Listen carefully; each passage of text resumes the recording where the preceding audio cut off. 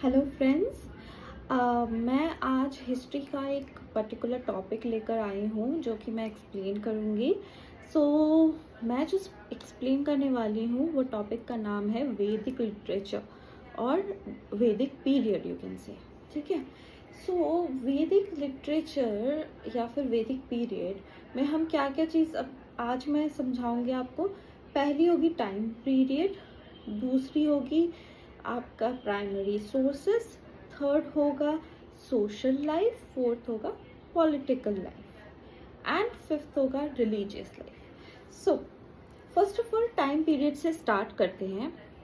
Now time period यहाँ का जो है वो 1500 BCE से 600 BCE तक का है वैदिक लिटरेचर के अकॉर्डिंग।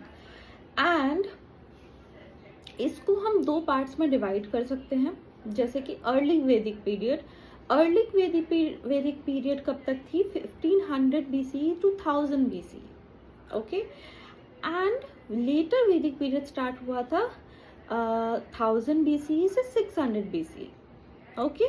सो ये दो पार्ट्स में डिवाइडेड है, अर्ली एंड लेटर। तो हम ये दोनों कॉन्सेप्ट को धीरे धीरे हर एस्पेक्ट से समझने की कोशिश करेंगे।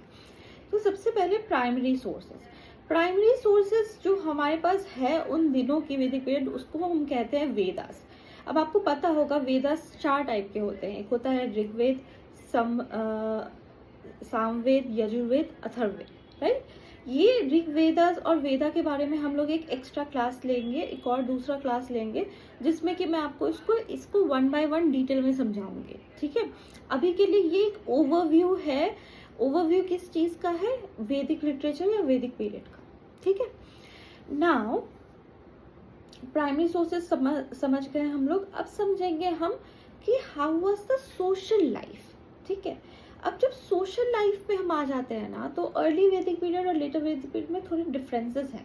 जैसे कि अर्ली वैदिक पीरियड में क्या होता था, जो हमारे सोर्सेस रहते थे वो उसमें बहुत ज़्यादा सोसाइटी का एक ट्राइबल, आप कह सकते हो, अर्ली वैदिक पीरियड में ट्राइबल सिस्टम था। ठीक है। जैसे कि एक पेट्रियार्की सिस्टम भी आप कह सकते हो उस टाइम पे चलता था। लेकिन लेटर वैदिक पीरियड में हमने क्या देखा? एक ऑर्गेनाइज्ड देखा हमने कि जो सोसाइटी थी वो ट्राइबल टाइप नहीं थी, वो किंगशिप टाइप थी। किंगशिप का क्या मतलब हुआ? मतलब कि एक किंग है और उसके अंदर बहुत सारे मतलब उनके प्रजा हैं। ठीक है। तो ये किंगशिप टाइप था। ठीक है। नेक्स्ट हम समझते हैं कि पॉलिटिकल लाइफ कैसा था। पॉलिटिकल लाइफ में जैसे मैंने बताया अर्ली वैदिक पीरियड में ट्राइबल सिस्टम था।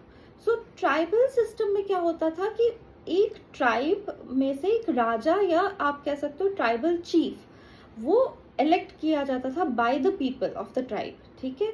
और वो टेक केयर करता था हर कुछ जो भी पॉलिटिकल सिचुएशंस थे वो उनका ड्यूटी था। ठीक है। ये हो गया अर्ली वैदिक पीरियड। लेटर वैदिक पीरियड में पॉलिटिकल सिस्टम कुछ ऐसा था कि वहां पे आपको किंगशिप का देखना पड़ता था। मोनार्ची सबसे ज्यादा आगे थी। ठीक है। तो वहां पे एक किंग बनता था जो कि एक हेरिडेटरी सिस्टम से बनता था।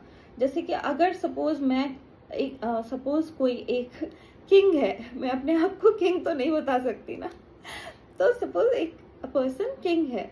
ठीक है। जब उनका डेथ होता था तो उसके जो बच्चे रहते थे ना वो बन जाते थे किंग। तो हेरिडिटरी सिस्टम चलता था ये लेटर वैदिक पीरियड में। ठीक है। ये हो गया उनका पॉलिटिकल लाइफ।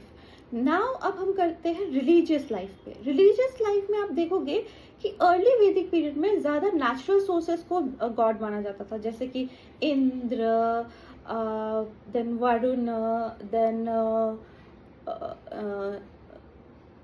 या दीज काइंड ऑफ। ठीक है। जैसे कि ज्यादातर नेचुरल सोर्सेस, ट्रीज को भी माना जाता था। ठीक है।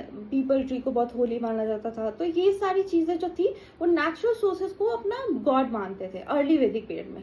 लेटर वैदिक पीरियड में क्या हुआ कि उन लोगों ने मतलब एक गॉड बनाया, रुद्र। अब रुद्र जो गॉड बनाया उसके सिंबल से जो हमें पता चला है सोर्सेस से, वो एग्जैक्ट शिव जी की मतलब जो हम शिव जी को मानते हैं उसी से रिलेटेड रुद्र को बताया गया है। ठीक है। तो इसलिए उस टाइम पे फिर रुद्र की मतलब पूजा होने लगी। और उस टाइम पे विष्णु और जैसे ब्रह्मा विष्णु महेश ये तीनों का एक मतलब माना जाता था उनको गॉड्स, कि उनको ही प्रीच किया जाता था, ठीक है। सो ये हो गया उनका रिलीजियस लाइफ। हाँ, तो जैसे मैंने कहा ये एक ओवरव्यू था।